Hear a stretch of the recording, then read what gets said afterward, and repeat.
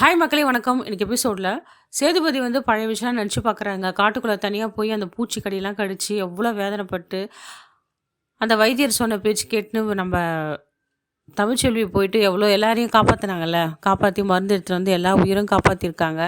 இந்த அளவுக்கு நம்ம அப்பா மற்றவங்களாம் இருக்கிற காரணமே தமிழ்ச்செல்வின்னு நினச்சி பார்த்து ரொம்ப ஃபீல் பண்ணி தமிழ்ச்செல்வியோட வந்து சாரி கேட்குறாரு. சாரி கேட்டில் தான் நிறைய தெரிவிக்கிறாரு.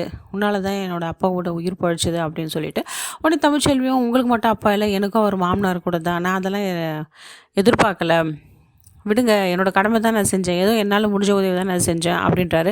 இருந்தாலுமே நான் உன்னை ரொம்ப கஷ்டப்படுத்திட்டேன், மாசமாக இருக்கிற அது கூட பார்க்காம நான் தனியாக ஒதுக்கி வச்சேன், எவ்வளோ தப்பு பண்ணிட்டேன் அப்படின்னு சொல்லிட்டு ஃபீலிங்கை ஷேர் பண்ணிக்கிறாரு தமிழ்ச்செல்விக்கிட்ட. தமிழ்ச்செல்வி தங்கச்சியும் அவங்க மாமா வந்து போனதை பற்றி ரொம்ப உடையில் விட்டு அக்காட்டு கிண்டல் பண்ணிகிட்டு இருக்காங்க.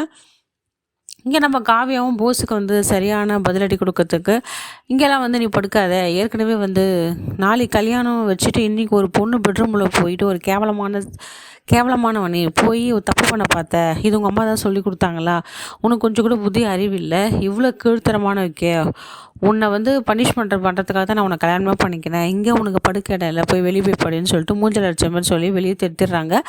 இந்த போஸுக்கு நல்லா தேவைதாங்க, ஒரு நல்ல பொண்ணு அமைஞ்ச வாழ்க்கையை அவன் ஏற்றுக்காமல் இந்த காவியாவை கல்யாணம் பண்ணிக்கிட்டு இனிமேல் தான் வந்து அந்த ஈஸ்வரியும் இந்த போஸும் திருந்த போகிறாங்களே, பாடுபட போகிறாங்க. எப்போ தான் இவங்க திருந்த போகிறாங்கன்னே தெரியல.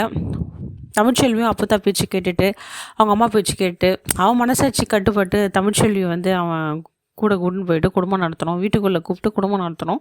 அதை தான் நாமளே எல்லாம் எதிர்பார்க்குறோம். இந்த வீடியோ உங்களுக்கு பிடிச்சிருந்தா லைக் அண்ட் ஷேர் கமெண்ட் பண்ணுங்கள் மக்களே. நன்றி, வணக்கம்.